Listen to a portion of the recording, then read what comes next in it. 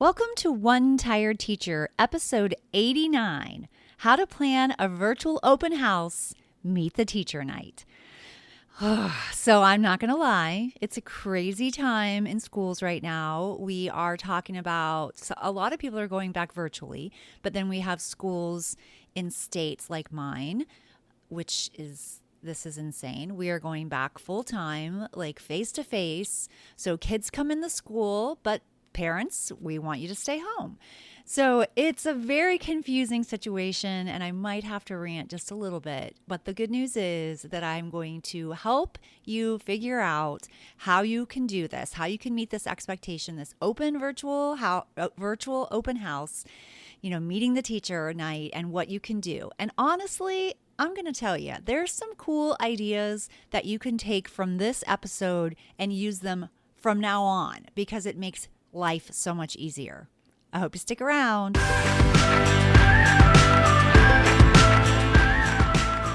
Welcome to One Tired Teacher. And even though she may need a nap, this teacher is ready to wake up and speak her truth about the trials and treasures of teaching. Here she is, wide awake. Wait, she's not asleep right now, is she? She is awake, right? Okay. From Trina Debery Teaching and Learning, your host, Trina Debery. Hey. So, yes, it's a crazy year. We are in the midst of a global pandemic, and we've got states that numbers are on the rise and other states that are starting to have a decline, which thank goodness. But it is crazy. It's a crazy situation, and I have to say, for me, it doesn't make a lot of sense that we are still, we've got social distancing, masks on, we're eliminating places that you can go. We've closed things, and we are not allowing our teachers or schools to have an open house for parents to come in and meet the teacher and let kids get acclimated and all the benefits of an open house because that's not safe. However, we're bringing all the students back into the room or into the building, to be socially distanced with masks and so on and so forth. So I don't understand that. That doesn't make sense to me. And as you know, if you are a loyal listener to One Tired Teacher, you know that I share the trials and the treasures. So I'm going to get to what we can do to solve the problem. And I kind of had a philosophy with my team when I was the team leader for a long time in second grade. And that was in the beginning of the school year, especially, you get aggravated and you're all grumpy and grouchy about what's going on in your class makeup and, all the things that happen in the beginning of the year. And I'm like, okay, we have the next 2 weeks to just basically complain as much as we need to get it off of our chest, to voice our voices and our opinions. And then we got to get to work. Then we got to figure out, what are we going to do from here? So I'm going to take this first few minutes and I'm going to complain because I don't understand what we're doing, what we're thinking. I feel like if I had read about this 10 years ago, I would have thought there is no possible way that we would ever put our children in jeopardy and that they cared more about us as a person than to put our lives in danger. And yes, I have a compromised immune system, so it does worry me specifically, especially because I am a single mom, and so it's only my income coming into the house. And so it's very frustrating and hard for me to imagine this situation. Now my kids are older, so, and I hate to even say this, it's okay, it wouldn't be the end of the world. It would be devastating for them if something happened to me, but they would survive. And that's really upsetting. That's an upsetting thing to say and to think and to even think about it in that way. So, but I still just, but that's kind of what it feels like. And it's it's really unbelievable that we are in this situation and that and the things that are being said to the public are not things that can actually be done, physically done, or even mentally done in schools. We say out loud that we're going to, we give our parents 3 choices, which makes 0 sense. They should have had 2 choices. They can come back or they can be online. The whole hybrid thing is insane. It's impossible. We've told parents that if your child is hybrid, they will come in and they won't be intermixed with kids that are full-time on campus. However, we can't make that happen. So your child is going to come to school, intermix with everyone that's been there, and then they're going to have one teacher, and then they're going to go home, and on the days that they're working remotely, they'll have a different teacher because there's no physical way to make it happen. So we make these promises to parents, and then we're not able to follow them. We're not able to follow them. And that should be another thing. If parents and if teachers have to be the way that we get the economy back on track, then please tell me why we're so undervalued and underappreciated and underfunded. That's what I would like to know. That's the part that really annoys me.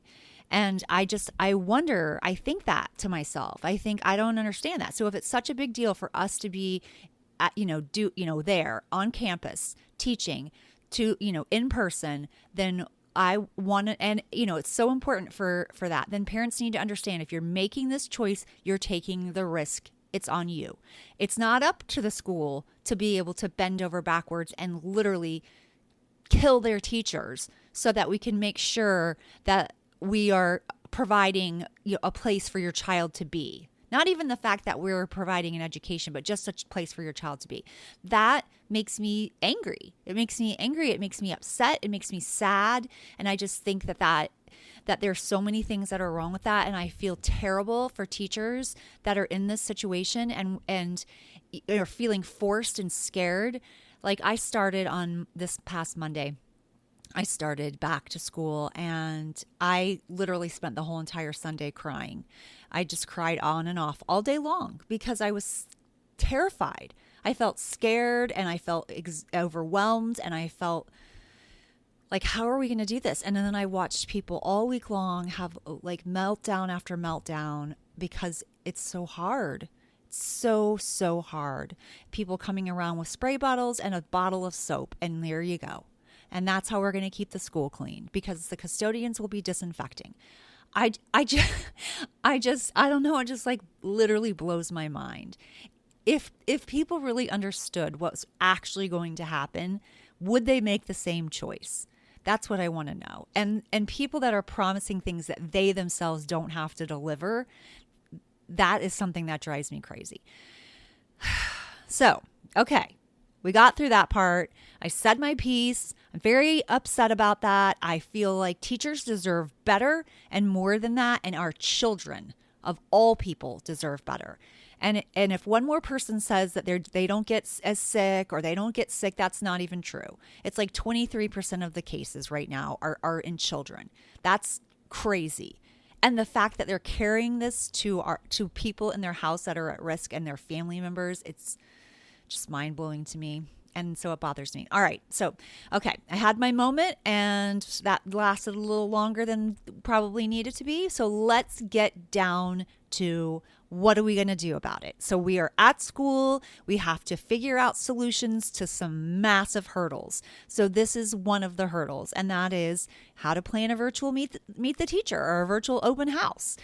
And you may be thinking like, how am I going to do some of these things? How am I going to, communicate with parents the way that I have always communicated at an open house? Normally my open house looked like parents, they came in, it was like a time frame. It was like a 2-hour open house and parents kind of trickled in and out. They went around to different classrooms and whenever they came in, there wasn't like a set time. They were just in and out, which was actually fine because it kind of managed traffic. And what I would do, there was a sign up at the front door. They'd put their name and how their child went home, what their transportation was, and they would immediately get a scavenger hunt because I wanted to kind of send them on different places in my classroom. So the child got acclimated, the parents knew what was happening, and they had different tasks along the way that they had to do so that that they completed all the things that I needed. Like, they may even drop off the supplies, and I had different baskets labeled so that they sorted the supplies themselves, which let me tell you was a massive help. Now that's not going to be able to be done at this point because, we have to quarantine the supplies and so on and so forth.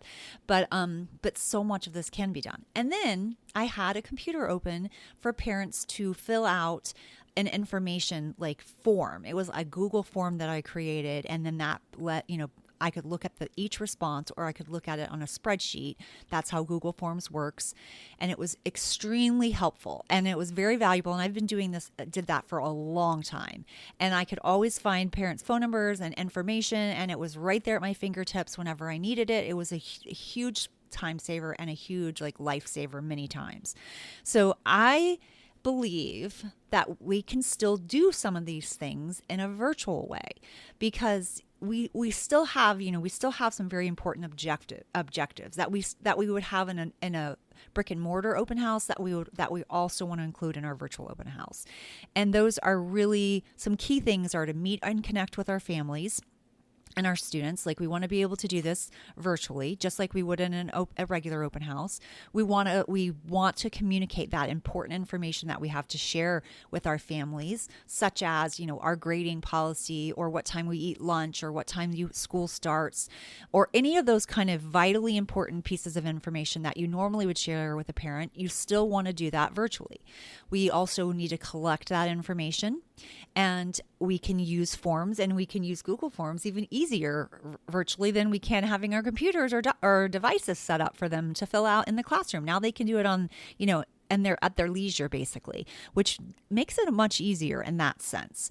And another thing that we want to do that I think sometimes we forget is we want to engage students. We want them to be introduced, maybe possibly even to our learning platform, or like our e-learning platform, because when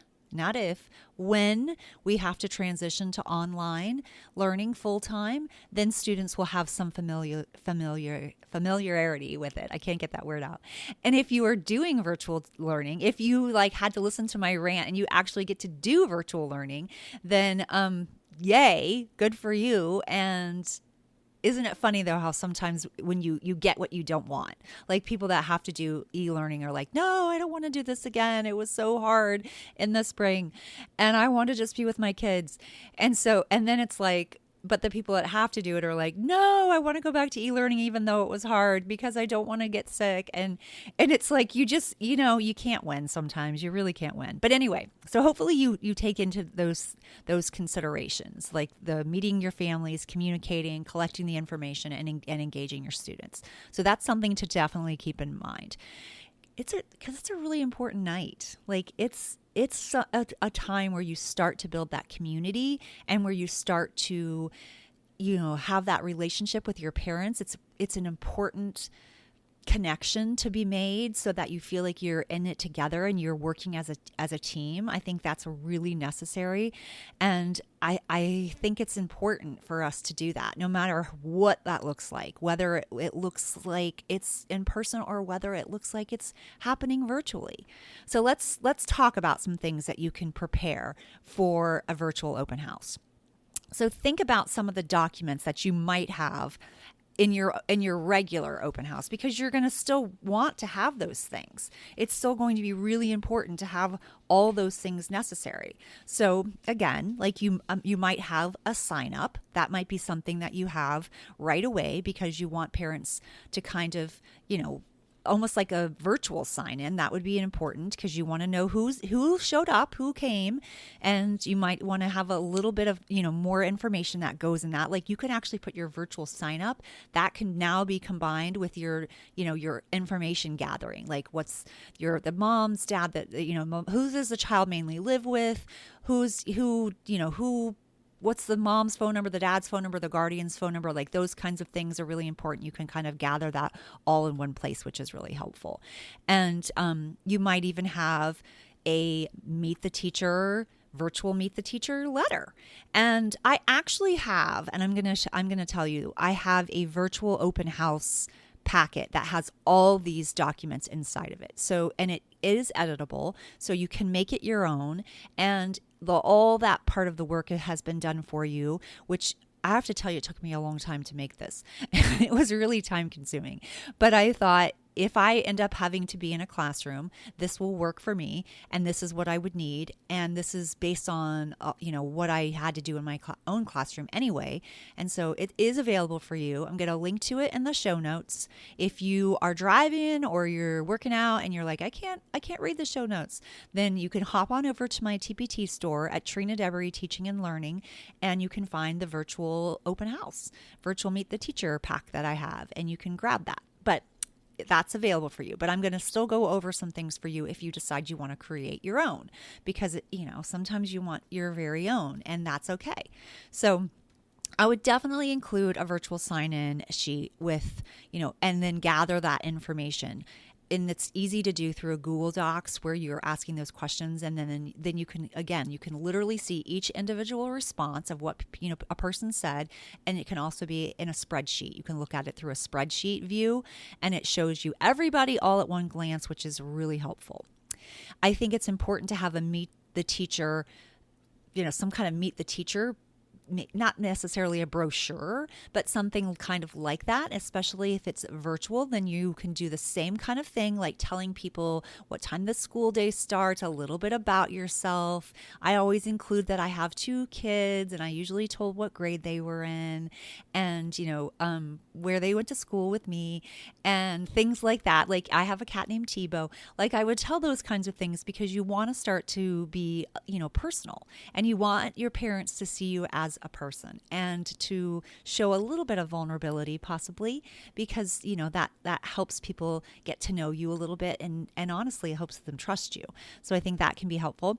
And so you're going to want to make sure that you include some of those things in a picture of yourself, so that the kids know what they can expect when you pop onto the screen if you're virtual, and what you're going to look like when they come into the building. And you might even want, to take if you're going to have all of your kids in person, you might even want to take a picture of yourself with your mask, because that's what they're going to see. I don't know. I kind of think it's nice to have for them to see your smile, especially if they're not going to be able to really see your smile unless you're wearing a face shield. So I think that's something to keep in mind. But the meet the teacher thing can be really helpful, especially because you can provide your contact information, maybe even tell them some of your favorites, and a little bit about yourself. Then I think it's important to, I would still hold on to that virtual scavenger hunt, because I think that can make this really fun. And like, you can do that through a Google form, and you can have them going to various things. Like, you might make sure that they visit the welcome, like Meet the Teacher welcome page, or you might have them visit a live wall for a family discussion. Like, maybe you create, I created this in my pack, but maybe you create on a Google slide, you create a wall, and you share that same link to all the parents, and then everybody is collaborating it together. Like, they can all see what each other wrote, and they can maybe put their child's name and maybe something fun about the child that they can share on that virtual wall, which I think could be really cool. That could be one of the activities in your scavenger hunt. Your sign in or your information gathering form can also be something that they have to do on the scavenger hunt. And so that ensures that everything is complete. You may even include a transportation form that they have to, you have a link to that, so they're filling out that. I like to have everything in that sign in, and I also include, how they get home. An individual transportation sheet can be nice, because then you have like just that to look at, so you know exactly how they're getting home.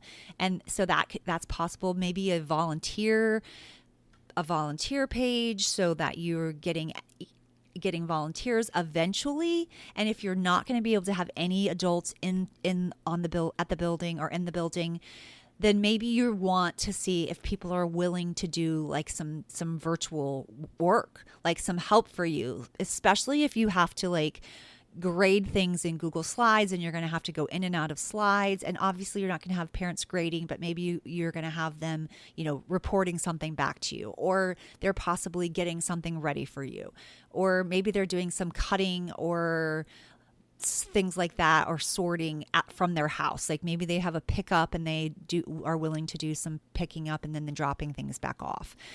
Obviously, we have to be a little bit careful about that, but I think that we can still utilize volunteers, because I think we're going to need as much help as we can get. Another thing that you can include in your scavenger hunt is like a virtual expectations. Like what I ended up doing was a flip book for that. It was yeah, I don't know why I keep saying, it was like this virtual like flip book. And what it did was it talked about expectations. It talked about grading policies. It talked about different things like that you would want to include. Now, a virtual flip book is a really cool thing to make in Google Slides because you can link to pages in the slides. So it actually feels like you're flipping. So I think that's really cool. It makes it really interactive. I think that's a really cool thing to do.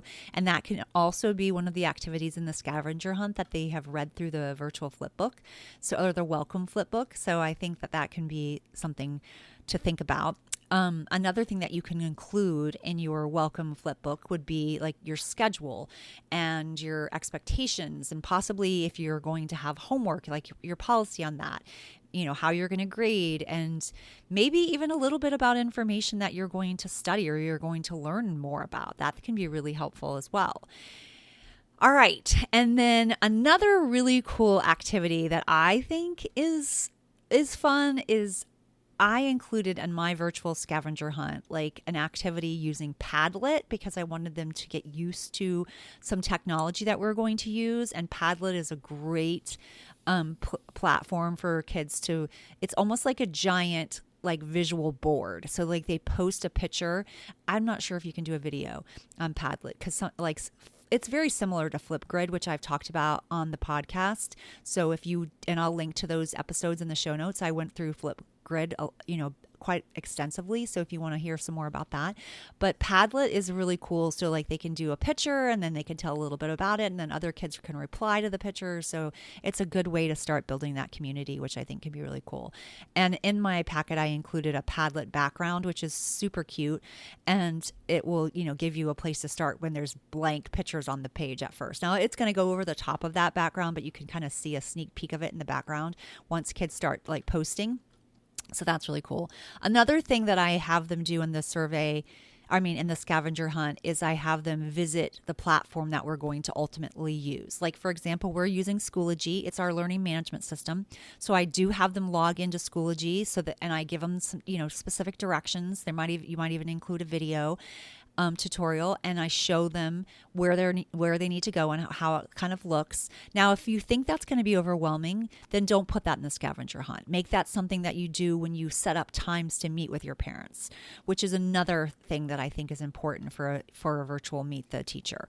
I think in this case, everything I've talked about so far can be done at different time periods. Like you don't have to have a set time that this is done, but you might want to send an email all out to your parents, inviting them to have a special time with you, or you might want to do a Zoom call with all of your families. I think it's nice. Like I never did an open house where I just stood at the front and like spoke to my parents. But I know that works for people. So if that works for you, then you can totally have a Zoom meeting with your parents and kind of go over some things, maybe do a presentation using Google Slides or PowerPoint or whatever you use. Excuse me. And then you have a chance to talk to your parents. I liked doing the scavenger hunt because I like to be able to talk one-on-one with parents and kind of go over any concerns that they might have. And that's why if it were up to me, I definitely would schedule a one-on-one session with my parents, with each family, so that I could go over some of the things that I wanted them to see. And I would also show them how to log in. I would want every family to have a Gmail account because for some reason my county blocks Google for whatever reason, and I would totally be using Google Docs and Google Slides and Google Forms and all things Google in my classroom. So I think it would be really important for parents to have those passwords, create those passwords and those accounts so that I could continue to do that. And you can use it through Schoology. Actually, it links in Schoology, but again, my district makes it difficult. But there's always ways around silly things like that. Just FYI. All right. So another thing that you might include, okay, so maybe you're going to invite your parents to like a one-on-one time with you. And so you're going to send out an invitation. And you can do that through Google Slides as well, which is really cool. And then you can send out confirmations also through Google Slides. So you're literally sending them a link through your email or maybe through ClassDojo or however you are setting up your communication with parents right from the get-go. So that will be really helpful. If you want them to log on to Schoology and you want to give them the access to your course, then you can do that as well. And you can do everything through your learning management system. Really think that through, because you want it to be very clear to them, and you also want it to be something that's useful and that they might need to know in the future. Another thing that you can include in your virtual open house, Meet the Teacher Night, is you can include like a survey, like a parent survey, like any idea. I always did an any ideas survey with my parents, and I always did it on paper. But I think it would be really cool to do it electronically. But that way, they're filling it out, and then I have access to it forever. Like it will be on a spreadsheet view if I want to look at it that way, or I can look at it individually, and I can always look back at it. So I think that would be really helpful. So one more thing I want to share, and that is, I think it's really important for kids to be motivated and engaged. You want to excite them. You want them to see you and get to know you a little bit and not to feel scared, because this is such a scary time for them. And kids are relieved to go back to school, but they have no idea how different it's going to be. And it's such an important thing for us to help them feel comfortable. And I know that that's important. So one of the things that I included in my scavenger hunt was a build the robot activity. And they actually literally are like learning how to drag and drop. So that's like one of their first technical skills that they're going to learn. And they're creating these robots, which I think can be a fun thing for them. And it's not a must do, but it makes the scavenger hunt a little bit more fun for them. So I hope you're not feeling overwhelmed. I hope you're just like thinking, okay, I'm going to get through some of these things. It's not going to be the end of the world. And like the forms idea and the any ideas survey and even the transportation forms, like, you know how you have to keep all of that in a folder, and then it's like, oh, I don't know, when you're at home and you think, oh my goodness, did Billy go on the brown bus today or whatever, then you don't have access to it. Well, now you do. Like, then you would have it virtually. Like all these things I would completely put online from now on, because I think they would be so much easier to manage all that paperwork. It would just come back in a link, or if you're in Google Classroom, it would just come back in almost as an assignment, and then you would just have access to it all the time. That would be so helpful. So I think there really are some benefits for a virtual, open house, or having some of these documents available to you. And I think those are things that we need to keep in mind. So one more thing I want to share about like your one-on-ones, because you might be thinking, okay, what am I going to do with my invitation to my one-on-one meetings? This is a really good time, again, to introduce yourself, to really put your students at ease, and to help make them feel comfortable and like excited about coming back to school. You also want to introduce your platform. I think this is really important because people, they get confused with some of the technology. So we want to run through some things with our parents and have our students there too as well, so that they know what to do. I think that this is really helpful for saving paper. Like, you're not going to have to manage all these documents. I think that can be like a game changer. That would be my new normal. But you have to do what's right for you. And obviously this year is totally different than most years. So, keep that in mind. And remember, like, it's okay for you to be mad and upset about things. Give yourself a chance to feel the feelings. Don't just push it all down and then end up coming home and eating a giant cookie cake. Oh, wait a minute. That's me. I did that this past week. I came home and I ate the rest of my son's cookie cake that he had for his 16th birthday, and that was my dinner. So it's okay. I tried to push it all down, and it's all right for us to feel our feelings. Feel your feelings. Don't eat a giant cookie cake. Feel your feelings, and then figure out, well, how do I get into problem-solving mode? Because I've got a problem, I've got to solve it. And if you need a solution, if you need some help with this, it's okay. It's okay to need some help. And that's why I created this document for you, or all these documents for you. It's available for you in my store on TPT. It's the virtual open house Meet the Teacher packet. So hopefully that helps. I'll link to it in the show notes. This One Tired Teacher is already feeling like I need a vacation. What about you? Until next time, sweet dreams and sleep tight.